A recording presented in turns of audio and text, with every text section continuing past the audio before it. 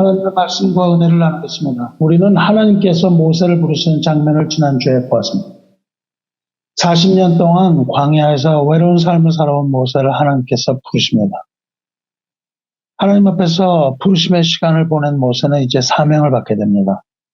모세에게 주어진 사명은 애굽으로 가는 겁니다. 애굽으로 가서 이스라엘의 지도자인 장로들을 모으는 겁니다. 그리고 이제 가서 그들을 모으고 하나님께서 그들의 고통을 보셨다고 그들에게 전하라는, 그 말씀을 전하라는 사명을 받습니다.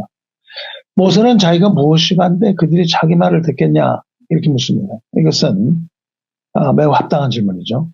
애굽의 왕자로 살긴 했지만 거기서 쫓겨나서 광야에서 초라한 인생 보낸 그 한 사람의 늙은이의 말을 누가 듣겠습니까? 그런데 하나님께서는 내가 만일 이렇게 말한다면 그들이 너의 말을 들을 것이라고 모세에게 말씀해 주십니다. 16절 보십시오. 너는 가서 이스라엘의 장로들을 모으고 그들에게 이르기를 여호와 너희 조상의 하나님 곧 아브라함과 이삭과 야곱의 하나님이 내게 나타나 이르시되 내가 너희를 돌보아 너희가 애굽에서 당한 일을 확실히 보았노라. 내가 말하였거니와 내가 너희를 애굽의 고난 중에서 인도하여 내어 젖과 꿀이 흐르는 땅 곧 가나안 족속, 헷 족속, 아모리 족속, 브리스 족속, 히위 족속, 여부스 족속의 땅으로 올라가게 하리라 하셨다 하면 그들이 내 말을 들으리니.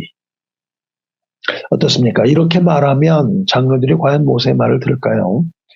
네, 그렇습니다. 여기서 그들이 모세의 말을 들었는데 그들이 모세의 말을 들은 근거가 되는 단어가 하나 있습니다.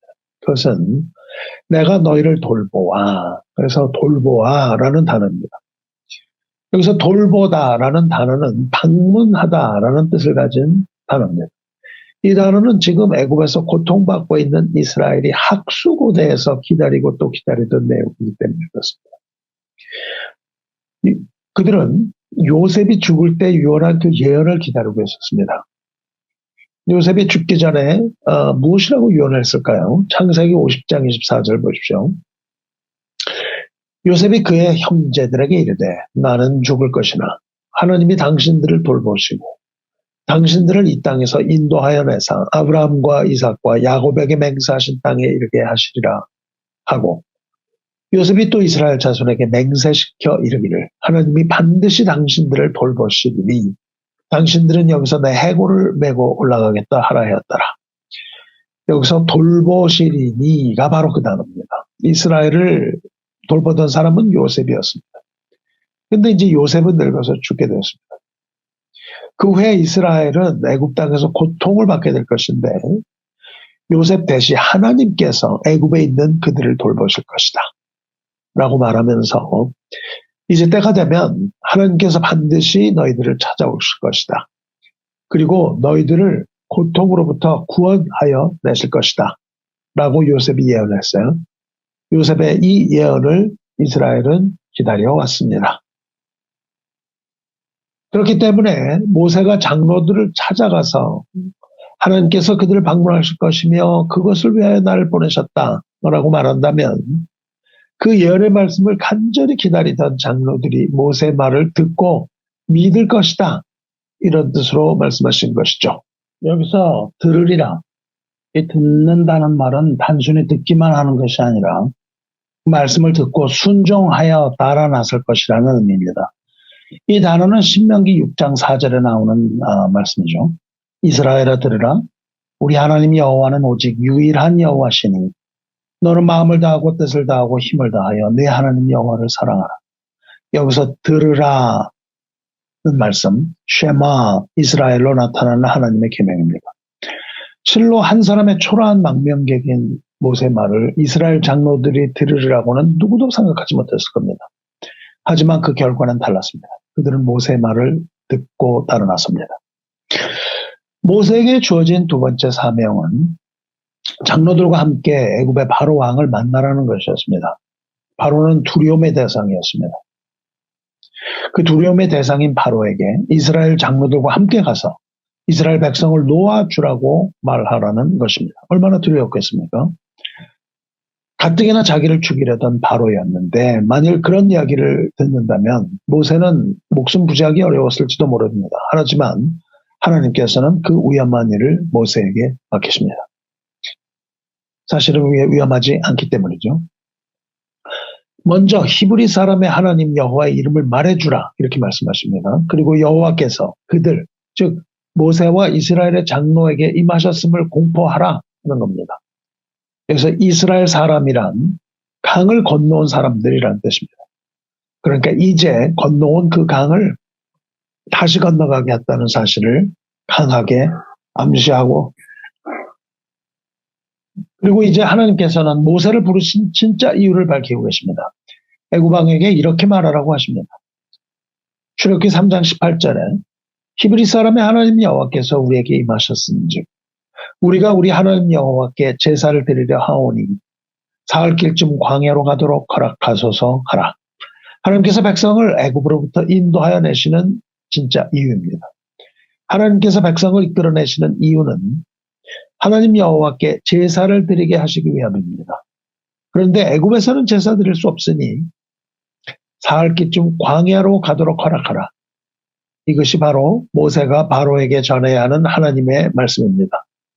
너는 내 백성을 보내라. 그들이 나를 예배할 것이다. 이런 말씀인 것입니다. 사랑하는 성도 여러분, 출애굽의 목적이 무엇일까요? 하나님께서 애굽으로부터 백성을 이끌어내시는 목적은 하나님께 드리는 예배에 있습니다. 출애굽기의 핵심 주제는 출애굽 사건 그 자체가 아니라 애굽으로부터 나오는 사람들에게 있다. 그렇게 말씀드리지 않았습니까? 애굽에서부터 이끌어내시는 이유는 예배를 받으시기 위함이고, 예배 이전에 하나님의 법, 즉 하나님과 그 백성 간의 언약을 체결하기 위해서입니다. 그것이 바로 율법과 규례라고 부르는 것. 백성들에게 율법을 주시는 장소는 광야에 있는 시내산입니다. 그리고 그 율법을 받은 후에 하나님께 제사를 드릴 그 성막을 완성하는 것, 이것이 출애굽기를 읽는 바른 시각입니다.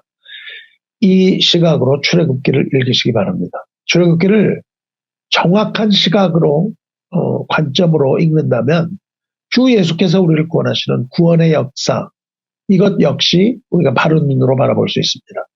하나님께서 우리를 부르시고 구원하시는 이유는 무엇입니까? 그것은 하나님의 나라로 하나님의 백성들을 부르심에 있습니다.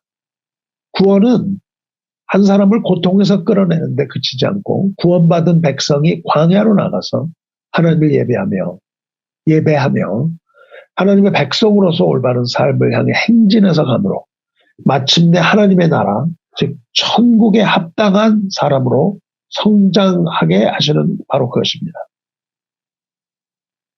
그리고 백성을 성장하게 하는 이 모든 일은 광야에서 일어나는 일들입니다.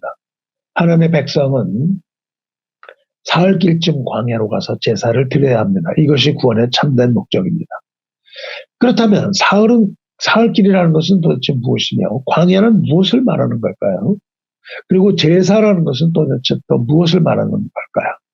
이것들을 돌아보면서 하나님의 말씀을 듣겠습니다. 하나님의 말씀은 계속됩니다. 모세가 바로에게 그렇게 말한다고 해서 바로가 곧바로 백성을 보내지는 않고 거부할 것이라고 말씀하시죠.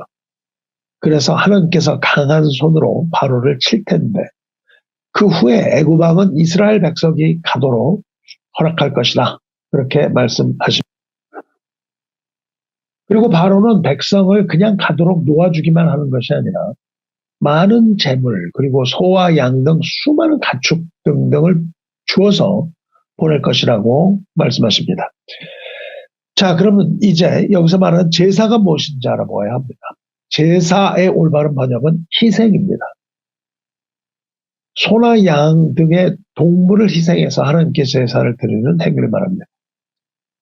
모세는 애굽에서 백성을 인도하여 내라는 사명을 받습니다. 그리고 그들로 하여금 광야에 들어가게 하라는 사명 또한 받습니다. 광야로 들어가서 사흘길을 걸어간 후에 거기에서 하나님께 희생 제사를 드리라는 것이죠. 애굽에서 나온 사람들이 대충 200만이 넘었을 것을 감안한다면 그들이 희생 제사를 드리기 위해서 필요한 소나 양 그리고 재물도 엄청났을 겁니다. 수많은 양과 소를 몰고 광야로 들어가게 되는 건데 그 모든 것을 애굽 사람으로부터 받게 될 것이라고 하나님 말씀하십니다. 하나님께서는 예배 받기를 기뻐하실 뿐만 아니라 예배에 필요한 모든 걸 다 준비하시는 하나님입니다. 우리는 하나님께 무엇을 드릴까 걱정할 필요가 없습니다. 하나님께서는 이 백성에게 은혜를 입히게 할 것인데 빈손으로 가지 않을 거라고 말씀하셨습니다. 저와 여러분이 예배 드리러 나올 때 무엇을 드릴까 걱정하지 마시기 바랍니다.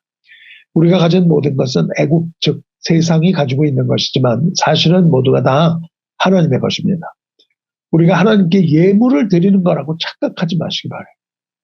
예물은 우리가 하나님께 드리는 것이 아니라 반대로 오히려 하나님께서 우리에게 주시는 겁니다. 우리가 드리는 헌물은 모든 것이 하나님의 것이라는 신앙 고백에 해당됩니다. 주께서 거저 주셨으니 우리도 거저 주어야 하는 것이며 하나님의 것을 하나님께로 되돌려 드리는 겁니다. 그러므로 우리는 예배에 나올 때에 자원하는 심정으로 기쁘게 헌물 드려야 할 것입니다. 우리가 아무리 신앙이 좋은 척 하더라도 재물에 우리 마음을 뺏긴다면 우리 신앙은 아무것도 아닐 겁니다. 재물은 그만큼 우리의 신앙을 재어볼 수 있는 척도입니다. 후에 백성은 수많은 양과 소를 몰고 나오게 됩니다. 하지만 그들은 그것을 먹지 못했습니다. 왜냐하면 그 동물들, 소와 양은 하나님께 드릴 예물로 받아가지고 가는 희생제물이었기 때문입니다. 그들은 그 수많은 소와 양을 몰고 갔지만 광야에서 먹을 것 하나 없이 배를 줄이게 됩니다. 하지만 하나님께서는 만나와 메추리로 그들을 먹이시죠. 사랑하는 성도 여러분, 여러분이 가지고 가는 그 소와 양을 잡아먹어서는 안 됩니다. 그것은 하나님께 드릴 희생제물이며 하나님께만 드려야 하는 것이기 때문이에요. 우리가 가지고 있는 소와 양을 먹지 마시기 바랍니다. 하나님께서 주시는 만나로 우리는 사는 겁니다. 모세는 하나님의 백성을 보내라고 바로에게 말했지만 애굽 왕은 그 말을 듣지 않습니다. 당연한 거죠. 그래서 하나님께서는 이미 말씀하신 대로 10가지 재앙을 애굽에 내리십니다. 그때마다 내 백성을 보내라. 그들이 광야에서 나를 섬길 것이니라. 이렇게 말하라고 말씀하십니다. 이렇게 여러 가지 재앙이 애굽에 내립니다. 나일강이 피로 변하는 재앙이 있은 후에 두 번째로 개구리 재앙이 애굽을 덮칩니다. 모세는 바로에게 이렇게 말합니다. 여호와의 말씀에 내 백성을 보내라. 그들이 나를 섬길 것이니라. 하지만 바로는 그 말을 듣지 않습니다. 후에 바로는 모세에게 간청합니다. 여호와께 구하여 나와 내 백성에게서 개구리를 떠나게 하라. 내가 이 백성을 보내리니 그들이 여호와께 제사를 드릴 것이니라. 다시 말하면 이제 하나님 말씀을 듣겠다는 거죠.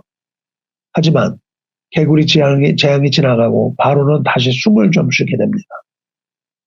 그러자 바로는 마음이 완악해져서 백성을 보내지 않습니다. 그러자 하나님께서 티끌 재앙 내리십니다. 티끌 재앙 후에는 파리 재앙이 나옵니다. 그리고 모세는 바로에게 또 이렇게 말합니다. 여호와께서 이와 같이 말씀하시기를 내 백성을 보내라. 그러면 그들이 나를 섬길 것이니라. 그러나 수많은 파리떼가 왕궁까지 쳐들어가므로 온 땅이 해를 받게 됩니다. 그러자 바로는 이제 다급해집니다. 마음이 다급해진 바로는 거짓으로 승낙을 하면서 타협을 하려고 합니다. 8장 25절을 보시면 바로가 모세와 아론을 불러 이르되 너희는 가서 이 땅에서 너희 하나님께 제사를 드리라. 여기서 이 땅은 애굽 땅을 말하죠. 제사는 드리게 해주겠는데 애굽은 떠나지 말라. 그리고 애굽에서 예배를 드리라는 그런 말. 저를 사랑하는 성도 여러분, 이 말씀은 하나님께 드리는 예배에 관한 말씀입니다. 애굽은 흑암의 왕국을 말하는 것이고 하나님의 백성은 어두움에 사로잡혀 있습니다. 바로 왕은 하나님의 백성을 사로잡고 있는 그 막강한 어둠의 황제 사탄을 상징하고 있죠. 하나님께서는 마귀에게 그의 백성을 놓아주라고 하시면서 재앙을 내리십니다. 하지만 마귀는 자기의 때가 이를 때까지는 하나님의 백성 놓아주지 않습니다. 그리고 거짓으로 타협하려고 합니다. 마귀는 거짓의 아비입니다. 그는 마치 백성들의 예배를 허락하는 것처럼 말하지만 사실은 애굽을 떠나지 못하게 하려는 타협안을 내놓습니다. 그렇다면 모세는 여기에 대해서 어떻게 대답을 했을까요? 8장 26절 보십시오. 모세가 이르되 그리하면 부당하나이다. 우리가 우리 하나님 여호와께 제사를 드리는 것은 애굽 사람이 싫어하는 바인즉 우리가 만일 애굽 사람의 목전에서 제사를 드리면 그들이 그것을 미워하여 우리를 돌로 치지 아니하리까. 애굽에서 제사를 드릴 수 없다는 겁니다. 왜냐하면 애굽 사람들이 그들을 돌로 쳐 죽일 수 있다는 거죠. 애굽의 법에 따르면 암소 등은 절대 죽일 수 없는 법이 있었어요. 만일 이스라엘 백성이 암소나 숫소로 희생 제사를 드리려고 한다면 그것을 본 애굽인들이 그들을 돌로 쳐 죽일 수 있다는 논리죠. 그래서 모세는 주장을 굽히지 않고 이렇게 말합니다. 우리가 사흘길쯤 광야로 들어가서 우리 하나님 여호와께 제사를 드리되 우리에게 명령하시는 대로 하려 하나이다. 광야로 들어가야 한다는 겁니다. 한치도 양보하지 않겠다는 겁니다. 그렇다면 사랑하는 성도 여러분, 우리는 어떻게 해야 되나요? 우리는 반드시 교회에서 예배 드려야만 하는 걸까요? 아니면 집에서도 예배 드릴 수 있는 거 아니겠습니까? 물론 그럴 수 있습니다. 구약시대와는 달리 성전에서만 제사를 드려야 하는 건 아닙니다. 그러나 여기에 중요한 점이 있습니다. 하나님께서 파리 재앙을 내리실 때 하나님께서는 애굽 사람의 집집에 파리가 가득하게 하셨지만 그날에 나는 내 백성이 거주하는 곳의 땅을 구별하여 그곳에는 파리가 없게 하리라 말씀하셨습니다. 내가 내 백성과 네 백성 사이를 구별하리니 만일 내일 이 표징이 있으라 이렇게 말씀하셨습니다. 사랑하는 성도 여러분, 이스라엘 백성이 애굽에서 예배드리지 못하는 근거가 여기 있습니다. 그들이 애굽에서 예배드리지 못하는 이유는 거기가 거룩하지 못한 장소이기 때문입니다. 구별의 다른 말은 거룩입니다. 거룩하게 구별되지 않고서는 하나님 앞에 예배드릴 수 없습니다. 한 발은 세상에 한 발은 하나님의 나라에 디디면 안 됩니다. 세상으로부터의 구별, 이것이 예배의 본질입니다. 성도 여러분, 오늘날 마귀는 이러한 논리로 백성을 회유하고 무너뜨리려고 합니다. 뭐 그렇게 광신도처럼 행동을 하느냐? 세상도 좋은 거야. 좀 이성적으로 믿어라. 이렇게 하면서 한 발은 애굽에, 다른 한 발은 광야에 두라고 하죠. 바로의 첫 번째 타협은 예배는 드려라. 하지만 너의 편안한 삶을 바꿀 필요는 없다는 겁니다. 그렇지만 사랑하는 성도들은 마귀의 이런 계략과 타협하면 안 됩니다. 마귀의 거짓 협상안에 귀를 기울이지 마시기 바랍니다. 단호히 거절해야 됩니다. 우리는 사흘길쯤 광야로 들어가서 우리 하나님 여호와께 제사를 드리되 우리에게 명령하시는 대로 하려 하나이다. 이렇게 단호하게 맞서시기 바랍니다. 우리는 비록 이 세상에 살지만 하나님은 우리에게 구별된 삶을 원하십니다. 로마서에서 바울은 이렇게 말하죠. 그러므로 형제들아 내가 하나님의 모든 자비하심으로 너희를 권하노니 너희 몸을 하나님이 기뻐하시는 거룩한 산제물로 드리라. 이는 너희가 드릴 영적 예배니라. 너희는 이 세대를 본받지 말고 오직 마음을 새롭게 함으로 변화를 받아 하나님의 선하시고 기뻐하시고 온전하신 뜻이 무엇인지 분별하도록 산제물로 드리는 영적 예배는 우리의 삶 가운데서 거룩하게 세상과 분리된 예배, 즉 매일매일의 삶 가운데 애국을 떠나서 하나님께 온전히 드리는 연속적인 예배입니다. 우리에게 오는 가장 큰 위기는 믿음과 삶의 분리입니다. 비록 우리가 아무리 예배에 잘 참여하고 기도도 잘한다 할지라도 세상으로 돌아가서 세상과 타협하며 산다면 우리가 어떻게 우리를 참된 성도라고 할 수 있겠습니까? 우리는 하나님의 나라를 볼 수 없을 겁니다. 믿지 않는 사람과 구별된 삶, 그런 삶을 사는 것이 하나님의 뜻입니다. 우리가 교회 다니는 것은 사탄에게는 아무런 위협도 되지 않습니다. 사탄은 이렇게 말합니다. 예배는 드려라. 교회는 다녀라. 그렇지만 내 삶을 바꿀 필요는 없어. 이렇게 우리 귀에 속삭이고 있는 것이죠. 하나님의 백성이 되는 길은 구별된 삶으로 애굽에서 떠나오는 겁니다. 애굽을 떠나시기 바랍니다. 세상의 기준과 가치관을 버리는 겁니다. 사흘길이라는 것은 애굽과 완전히 떨어진 곳, 거룩하게 구별된 곳을 말해요. 이와 같이 단호한 모세의 반응을 본 바로는 그들을 보냈을까요? 과연? 그렇지 않습니다. 바로는 그들을 보내지 않았습니다. 대신 이렇게 또 하나의 회책을 제안합니다. 8장 28절 보시면 내가 너희를 보내리니 너희가 너희 하나님 여호와께 광야에서 제사를 드릴 것이나 너무 멀리 가지는 말라. 그런즉 너희는 나를 위하여 간구하라. 이렇게 말합니다. 너무 멀리 가지는 말라고 속삭입니다. 왜냐하면 곧바로 쫓아가서 바로 잡아오겠다는 획책인 것이죠. 사랑하는 성도 여러분, 세상과 우리는 완전히 분리되어야 됩니다. 사흘길, 즉 완전히 분리되지 못하면 우리는 다시 애굽으로 돌아가기가 쉽습니다. 실제로 이스라엘 백성들은 고난을 맞을 때마다 여러 번 애굽으로 돌아가려고 했죠. 번영으로 상징되는 그 애굽을 잊지 못했습니다. 성도 여러분, 애굽은 번영의 상징입니다. 하지만 거기는 어둠의 땅입니다. 그리고 어둠의 황제가 집권하고 있는 죽음의 땅입니다. 이제 여러분이 구원받았다면 다시는 애굽으로 들어가지 마시기 바랍니다. 사흘길을 가야만 희생제사 드릴 수 있습니다. 적당히 신앙생활 하지 마시기 바라요. 적당히 믿을 때 마귀는 멀리 가지 말라고 합니다. 멀리 가지 않고 우리가 사단의 나라에 가까이에 있으면 우리는 사탄의 은밀하고 치명적인 그 유혹에 쉽게 넘어지고 실족하고 다시 잡힐지도 모릅니다. 믿음은 끝장을 봐야 되는 겁니다. 그리스도에 미친 사람이 되어야 됩니다. 복음 외에 다른 건 모르는 그런 신앙 가지시기 바랍니다. 무엇이든지 적당히 하는 건 올바른 믿음의 태도가 아닙니다. 그렇다면 우리는 왜 광야로 가야만 할까요? 왜냐하면 거기에 말씀이 있기 때문입니다. 그래서 광야라는 단어 히브리어 midbar는 다발, 즉 말씀이라는 뜻에서 유래한 단어입니다. 저와 여러분이 세상을 떠나서 사흘길, 즉 완전한 말씀 가운데로 들어가야만 저와 여러분은 온전한 제사를 드릴 수 있습니다. 예배의 본질은 하나님의 말씀이기 때문입니다. 애굽을 떠나서 사흘길쯤 광야로 들어가서 하나님의 말씀을 듣고 거기에서 예배 드리시기 바랍니다. 광야는 하나님의 교회입니다. 그래서 스데반 집사는 순교하기 전에 그곳, 즉 신의 산에서의 모임을 광야 교회라고 부른 겁니다.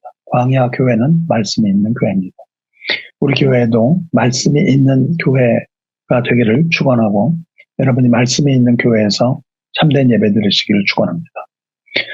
하나님의 말씀이 있는 교회에서 하나님께 영과 진리로 예배 드리시기를 주님의 이름으로 축원합니다. 하나님의 재앙은 계속됩니다. 그에 따라서 바로의 협상도 또한 계속됩니다. 이제 바로는 백성을 놓아주겠다고 말합니다. 그런데 호락호락하지는 않습니다. 출애굽기 10장 11절로부터 보시면 너희는 장정만 가서 어른들만 가라는 거죠. 어른들만 가서 여호와를 섬기라. 이렇게 말을 합니다. 어린이들은 남겨두고 어른만 가라는 거예요. 믿어도 좋다. 예배해도 좋다. 애굽을 떠나도 좋다. 그렇지만 자녀는 남겨두고 가라. 이렇게 유혹하는 거죠. 부모의 마음은 자녀에게 있겠죠. 그래서 자녀를 세상에 남겨두고 떠난다면 반드시 돌아가게 되어 있는 것입니다. 사랑하는 성도 여러분, 자녀들을 세상 가치에 내버려 두시렵니까? 세상에서 공부만 잘하면 됩니까? 공부하기 위하여 예배 나오지 않아도 됩니까? 주일에 축구하기 위하여 예배 나오지 않아도 됩니까? 아이들은 그냥 자기 신앙 자기가 정하도록 내버려둬야 합니까? 그렇지 않습니다. 우리가 자녀에게 신앙을 강요할 수 없습니다. 하지만 자녀를 위하여 울 수는 있습니다. 예수께서 예루살렘 여인들에게 이렇게 말씀하셨죠. 예루살렘의 딸들아 나를 위하여 울지 말고 너희와 너희 자녀를 위하여 울라. 마귀는 어떻게 해서든지 백성이 사흘길 가지 못하게 하려고 발버둥칩니다. 바로가 모세를 불러서 이르되 너희는 가서 여호와를 섬기되 너희의 양과 소는 머물러 두고 너희 어린 것들은 너희와 함께 갈지니라. 이제 모세가 어린아이들을 두고 가라는 그 바로의 타협 안에 모세가 강경하게 대응하죠. 그것을 본 바로는 이제 아이를 데려가도 좋다고 말합니다. 그러나 양과 소는 남겨두고 가라는 이 또 하나의 대화반을 나눴습니다. 그 당시에 양과 소는 아주 귀중한 재산이죠. 즉 가기는 가되 빈손으로 가라는 겁니다. 재물은 애굽에 두고 빈손으로 가라고 말하는 거예요. 그러나 하나님께서는 빈손으로 가지 않게 한다고 말씀하셨죠. 바로는 광야로 나가서 살 길 가라. 그리고 아이들 함께 가도 좋다. 재물은 두고 가라. 이렇게 말하죠. 다시 말하면 하나님께 드릴 시생 재물은 놓고 가라는 겁니다. 하나님께 예배는 드려라. 그러나 예물까지는 드릴 필요는 없잖아. 이렇게 유혹하는 겁니다. 사랑하는 성도 여러분. 마귀는 끊임없이 재물을 가지고 우리를 유혹해요. 재물이 신앙의 척도야? 그렇지 않아. 하나님 마음의 중심을 보시지. 예배는 영과 진리로 드리는 거야. 뭐 예물까지 드릴 필요는 없지 않겠어? 이렇게 참으로 끈질기고 집요하게 유혹합니다. 지금도 사탄은 이처럼 집요하게 우리를 물고 늘어지죠. 그 중에서도 가장 큰 유혹은 재물입니다. 우리가 흔들리기 가장 쉬운 유혹이기 때문이죠. 예배 드리는 것까지는 좋은데 예물을 드릴 것까지는 없다. 이렇게 말하는 겁니다. 하나님께서는 마음의 중심을 보시지 너의 재물 보시는 게 아니야. 네가 얼마나 내는지 보시는 게 아니야. 이렇게 유혹합니다. 그런데 성도 여러분, 이런 말에 속지 말아야 돼요. 왜냐하면 이스라엘 백성이 사흘길 가서 드리려는 것은 제사라고 말씀드렸잖아요. 그런데 그것이 희상제사이기 때문입니다. 그냥 예배 드릴 수 없고 소와 양을 가져가서 번제로 드리지 못한다는 것은 결국 제사를 드리지 말라. 하나님을 섬기지 말라는 의미입니다. 예수님께서는 마태복음 6장 21절에 보물이 있는 곳에 너희 마음도 있다고 하셨어요. 우리 마음이 어디에 있습니까? 우리 마음은 우리가 가진 재물에 가는 법입니다. 저 여러분이 재물 어디에 사용하는지 여러분이 사용하는 그 재물 한 달 결산 한번 내보시기 바라요. 무엇에 나의 재물이 가장 많이 들어갔는가? 아파트, 식비, 자동차, 유흥비, 교육비 이런 것들 중에 어디에 많이 투자하게 됩니까? 저 여러분의 마음은 우리의 재물이 가는 그곳에 가 있습니다. 하나님과 재물을 겸하여 섬길 수 없다고 말씀하셨어요. 하나님을 섬기든지 재물을 섬기든지 둘 중에 하나를 택하라는 겁니다. 세상 재물을 택하는 사람은 세상에 속한 사람일 것이며 하나님을 섬기고자 택하는 사람은 하나님 나라에 속한 사람이고 그러한 사람들은 하나님의 나라를 유업으로 받을 사람들이겠죠. 돈을 사랑함이 일만하게 뿌리라고 했습니다. 돈을 탐내는 자들은 미혹을 받는다고 했습니다. 소와 양을 가져가지 말라는 것, 이것이 바로 바로의 미혹입니다. 교회는 가되 신앙에 집중해라. 헌물은 하지 않아도 좋다. 이것 역시 마귀의 미혹입니다. 돈을 사랑하는 사람은 믿음에서 떠나 많은 근심으로써 자기를 찌른다고 했습니다. 돈 자체 문제 있는 건 아니죠. 다만 돈을 사랑하지는 마시기 바랍니다. 돈을 사랑하면 하나님을 사랑할 수 없기 때문이에요. 재물과 하나님을 겸하여 사랑할 수 없으므로 만일 돈을 사랑한다면 하나님을 사랑하지 못하게 되고 하나님을 사랑하지 못한다면 하나님의 백성이 아닌 것이죠. 여러분이 쥐고 있는 손을 꽉 쥐지 말고 손을 열어서 넉넉함을 좀 보이시기 바라요. 헌물을 할 때 너무 심하게 따지고 계산하지 마시기 바라요. 예수님께서는 공의와 하나님에 대한 사랑이 없는 11조는 아무짝에도 소용없다고 하셨어요. 믿음이 없는 헌물은 아무 유익도 없습니다. 돈을 많이 내는 게 중요한 게 아니에요. 그렇지만 주님께서는 이것도 행하고 저것도 버리지 말라고 말씀하셨습니다. 즉 공의와 하나님에 대한 사랑은 11조에서 증명된다는 겁니다. 아닌 것 같은가요? 내가 아주 큰 믿음을 가졌는데 헌물하려고 하면 손이 떨리나요? 그렇다면 그걸 믿음이라고 할 수 있겠습니까? 재물에 대한 마귀의 유혹을 믿음으로 이겨내시기 바라요. 우리가 가진 모든 건 다 하나님의 은혜로 받은 겁니다. 우리의 생명과 건강과 재능과 일터와 섬기는 교회와 가정과 이런 것들이 다 하나님께서 우리에게 값없이 주신 선물입니다. 우리가 하나님께 드리는 것은 물질뿐만 아니라 헌신과 나 자신, 나의 모든 것이죠. 우리에게 허락하신 이 모든 것이 모든 것의 주인이 하나님이라는 고백입니다. 그것을 고백하고 선포하는 것이 바로 봉헌이에요. 우리가 드리는 헌신과 물질은 때를 따라서 교회를 향해서 그리고 세상을 향해서 하늘부터 쏟아지는 하나님의 풍성한 마음으로 하나님께 드리시기 바랍니다. 하나님께 드리는 것, 그것은 결국 자기의 소유권을 포기하는 겁니다. 나의 소유를 포기하고 하나님께 내 삶의 전부를 드리는 겁니다. 바로가 소와 양은 가져가지 말라고 했는데 이러한 바로의 제안에 모세는 어떻게 모세는 타협을 했을까요? 이쯤 되면 타협할 만도 하지 않습니까? 그러나 모세는 단호합니다. 모세가 이르되 왕이라도 우리 하나님 여호와께 드릴 제사와 번제물을 우리에게 주어야 하겠고 우리의 가축도 우리와 함께 가고 한 마리도 남길 수 없으니 이는 우리가 그 중에서 가져다가 우리 하나님 여호와를 섬길 것이며 또 우리가 거기에 이르기까지는 어떤 것으로 여호와를 섬길지 알지 못합니다. 그렇습니다. 한 마리도 남길 수 없다는 단호한 결심입니다. 절대 물러섬이 없어요. 절대 물러서지 않습니다.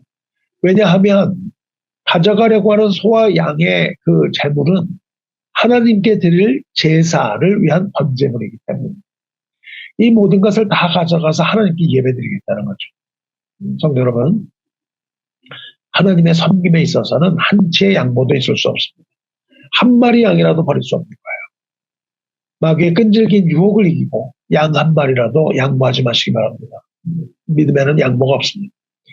온전한 기쁨의 희생이 없는 제사를 하나님께서 기뻐 받지 않으십니다. 믿음의 삶이 마귀의 그 거짓과 가식과 타협으로 가득 차 있다면 그것은 바로 그 바로 왕의 애굽 왕의 유혹에 머무는 삶입니다. 애굽에 머무르는 삶입니다. 모세는 바로의 유혹에 흔들리지 않았습니다. 바로의 타협에도 넘어가지 않았습니다. 바로의 타협을 단호하게 거절하고 믿음을 지켰습니다. 그러자 이제 바로의 마지막 공격이 있습니다. 출애굽기 10장 28절을 보시면 바로가 모세에게 이르되 너는 나를 떠나가고 스스로 삼가 다시 내 얼굴 보지 말라. 내가 내 얼굴을 보는 날에는 죽으리라. 이제 소와 양과 아이들과 모든 것 다 가지고 가라. 그리고 사흘을 가라. 사흘길 가도 좋다. 그러나 이제 내 얼굴 다시 보지 말라. 내 얼굴을 보게 되는 날에 내가 널 죽이겠다. 이렇게 협박을 하죠. 마귀가 사용하는 마지막 수단은 협박입니다. 두려움 가운데로 우리를 몰아넣으려는 것이죠. 마귀가 이길 수 없는 어떤 신앙심을 가진 사람에게 마귀가 마지막으로 사용하는 것은 협박과 두려움입니다. 두려움은 우리를 사막으로 몰아넣을 수도 있는 강력한 무기입니다. 바로는 이제 마지막 사륙의 칼을 꺼내들고 협박합니다. 그러나 이렇게 협박하는 바로에게 모세는 또 이렇게 말합니다. 모세가 이르되 당신이 말씀하신 대로 내가 다시는 당신 얼굴 보지 아니하리이다. 나도 너 보지 않겠다는 선언이에요. 바로의 협박에도 불구하고 모세는 흔들리지 않습니다. 바로의 면전에서 계속 머물러요. 그러다가 마지막 재앙에 대한 무서운 경고를 바로에게 날리고 나옵니다. 그렇게 11장 4절을 보시기 바랍니다. 모세가 바로에게 이르되 여호와께서 이와 같이 말씀하시기를 밤중에 내가 애굽으로 들어가리니 애굽 땅에 있는 모든 처음 난 것은 왕위에 앉아있는 바로의 장자로부터 맷돌 뒤에 있는 몸종의 장자와 모든 가축의 처음 난 것까지 죽으리니 애굽 온 땅에 전무후무한 큰 부르짖음이 있으리라. 여러분, 마귀의 협박을 두려워하지 마시기 바랍니다. 두려움이 아니라 하나님의 능력을 구하시기 바랍니다. 성도 여러분, 오늘 이 시간 마귀는 바로처럼 우리에게 타협을 요구합니다. 예배는 드리되 순종할 필요는 없다. 좀 적당히 해라. 자녀는 두고 가라. 예배는 가되 헌물은 두고 가라. 이런 말로 우리를 유혹하고 우리의 신앙을 방해합니다. 하지만 믿음 위에 굳게 서시기 바랍니다. 흔들리지 마시기 바라요. 마음을 흔드는 마귀의 유혹과 타협에 굴복하지 말고 사흘길 가야 합니다. 우리는. 자, 이제 사흘길의 의미를 아시겠습니까? 사흘길은 세상과 완전히 결별하는 겁니다. 세상과의 결별이라는 것은 세상에 대하여 죽는 것을 말합니다. 우리는 세상에 대하여 죽어야 합니다. 우리가 세상에 대하여 죽으면 세상은 우리에 대해 죽을 수밖에 없습니다. 우리가 세상에 대하여 십자가에 못 박히면 세상은 우리에 대하여 십자가에 못 박힐 수밖에 없는 거예요. 요나는 물고기 뱃속에서 사흘 보냈습니다. 그는 뱃속에서 죽은 겁니다. 아브라함이 이삭을 바칠 때도 사흘 길을 걸었습니다. 그리고 예수님께서 십자가에서 부활하신 것도 제3일입니다. 3일은 완전한 단절을 말합니다. 그리스도를 믿는 사람은 그리스도와 더불어서 십자가에 이미 못 박혔고 이미 죽은 사람입니다. 애굽은 풍요와 번영의 상징입니다. 그러나 애굽은 또한 더러움과 우상 숭배와 이방 다신을 섬기는 다원주의와 혼합주의 상징이에요. 하나님께서는 내 백성아 거기서 나오라고 말씀하십니다. 거기에서 함께 멸망당하지 말고 속히 나오라 말씀하고 명령하십니다. 여러분 도망치시기 바래요. 세상으로부터 도망쳐야 됩니다. 세상에서 도망쳐서 3일 길을 걸어서 하나님의 말씀이 있는 광야로 들어가야 됩니다. 그리고 거기서 예배를 드리시기 바랍니다. 세상과 단절된 상태라는 것은 십자가를 지는 일을 말합니다. 세상과 동일하게 되지 마시기 바랍니다. 세상과 절대적으로 분리된 곳으로 가야 합니다. 세상과 단절된 곳에는 하나님의 임재가 있습니다. 그 광야에 하나님의 말씀이 있는 겁니다. 다른 곳에서는 하나님을 만날 수가 없습니다. 이것을 바로 거룩이라고 부르는 것입니다. 세상에서 기웃거리지 마시기 바라요. 사흘 길을 가시기 바랍니다. 세상과의 분리는 곧 자기를 부인하는 걸 말해요. 누구든지 나를 따라오려거든 각각 자기 십자가를 지고 나를 따르라. 주님께서 이렇게 말씀하실 때 우리는 세상과 완전히 분리되어야 합니다. 이렇게 사흘 길을 가서 광야에서 드리는 제사야말로 영과 진리로 드리는 예배입니다. 애국과 분리되고 애국과 단절되어야만 참된 예배가 회복됩니다. 세상과 단절된 곳이 바로 광야입니다. 광야는 먹을 것이 없는 곳이에요. 광야에는 오직 하나님께서 내려주시는 만나만이 있는 곳입니다. 광야에는 먹을 것이 없지만 광야는 하나님의 말씀이 있는 곳입니다. 거기는 오직 하나님만을 바라보지 않고는 살 수 없는 곳입니다. 하나님께서는 그 백성에게 복을 내려주시기 원하십니다. 그리고 백성을 위로하기를 원하십니다. 하지만 그런 것들보다 하나님께서 원하시는 것은 백성을 만나는 일입니다. 하나님께서는 백성을 만나고 싶어 하십니다. 광야는 하나님을 만나는 곳이에요. 우리가 하나님을 만나려면 반드시 광야를 거쳐야만 합니다. 이제 정리하고자 합니다. 예수님께서 하나님 나라에 대하여 말씀하실 때 헤롯이 예수님을 죽이려고 했죠. 그때에 바리새인들이 나와서 예수님께 경고하죠. 헤롯이 당신을 죽이려고 하니까 이곳을 떠나시라고 조언을 합니다. 그러니까 그 말씀을 들으신 예수께서 이렇게 말씀하십니다. 이르시되 너희는 가서 저 여우에게 이르되 오늘과 내일은 내가 귀신을 쫓아내며 병을 고치다가 제3일에는 완전하여지리라 하라. 예수님께서는 헤롯을 간교한 여우라고 부르시면서 그 협박은 조금도 걸림돌로 여길 필요가 없는 하찮은 협박이라고 말씀하십니다. 예수께서 오늘과 내일과 모레는 귀신을 쫓아내며 병을 고치다가 제3일이 되면 완전해지리라 말씀하세요. 즉 지금은 이 땅에서 예수께서 사역을 하시지만 예수님 사역의 완성은 예루살렘에서 이루어진다는 겁니다. 예루살렘에서의 십자가 죽음과 부활, 즉 십자가에 죽으시고 제3일에 부활하셔서 모든 사역을 다 완성하실 것이라는 뜻입니다. 제3일이라는 것은 완전한 단절입니다. 죽음을 통한 단절, 이것을 통해서 예수께서는 완전한 구원을 이루시겠다는 것이죠. 그러므로 선지자가 예루살렘 밖에서는 죽는 법이 없느니라. 즉 예수께서 예루살렘으로 가셔서 십자가에서 죽으실 그 계획을 무산시킬 수 없다는 겁니다. 헤롯이 미리 예수께서 예루살렘 가시기 전에 죽일 수가 없다는 것이죠. 사흘길이라는 것은 완전한 단절을 뜻합니다. 하지만 사흘길이라는 것은 또한 완전한 회복을 뜻하고 완전한 구원을 뜻합니다. 그리고 완전한 예배를 뜻합니다. 사랑하는 성도 여러분, 사흘길을 걸어가시기 바라요. 광야로 들어가시기 바랍니다. 영과 진리로 예배 드리시기 바라요. 하나님 만나시기를 축원합니다. 말씀 맺겠습니다. 이스라엘이 애굽에서 사흘길을 갔던 것처럼 우리도 우리의 죄악을 청산해야 됩니다. 그리고 우리는 사흘길을 걸어가야 합니다. 우리의 신앙과 삶에서 우리의 발목 잡을 만한 곳에 서지 마십시오. 죄와 마귀의 영향권에서 완전히 벗어나야 됩니다. 여기에는 추호의 타협도 없어야 됩니다. 하나님께서 도우실 것입니다. 우리의 마음을 흔드는 마귀의 유혹과 그럴듯한 제안과 타협하지 마시기 바랍니다. 타협하지 말되 한 마리 양도 내주세요. 사흘길을 걸어서 오직 주님에게만 집중할 수 있는 광야 사흘길 신앙을 믿음으로 지키시기를 주님의 이름으로 축원합니다. 함께 기도하겠습니다. 사랑과 은혜 하나님 아버지, 오늘 예배를 통하여 은혜 베푸신 하나님께 감사와 존귀를 올립니다. 오늘 우리는 바로왕의 모습을 통하여 끈질기게 성도를 유혹하는 마귀의 모습을 봅니다. 주여 연약한 우리를 도와주시옵소서. 우리는 애굽을 떠나려고 마음먹었습니다. 우리가 가고자 함이 아니라 하나님께서 우리에게 명하신 일이므로 하나님의 말씀을 듣고 우리 마음의 애굽에서 떠나려고 합니다. 우리가 떠날 수 있도록 도와주시옵소서. 끊어지지 않는 애굽의 꾼을 과감히 끊게 하시고 달라붙는 바로의 유혹도 이기게 하여 주시옵소서. 절대로 물러서지 않게 하시고 타협하지 않는 강인한 신앙 가지고자 합니다. 주님의 도움이 아니고서는 그렇게 할 수 없사오니 성령으로 도우셔서 우리로 하여금 사흘 길 가게 하여 주시옵소서. 각각 자기를 부인하고 십자가를 지게 하여 주시옵소서.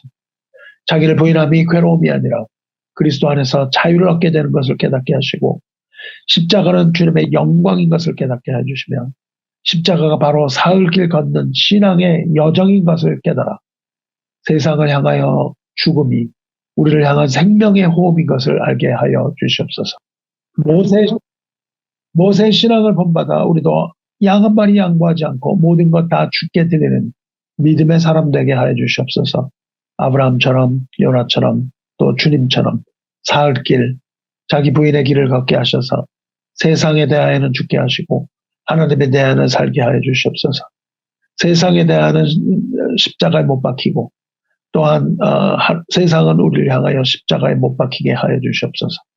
온전하게 하시는 십자가와 부활의 주인이신 우리 주 예수 그리스도의 이름으로 기도드리옵나이다. 아멘.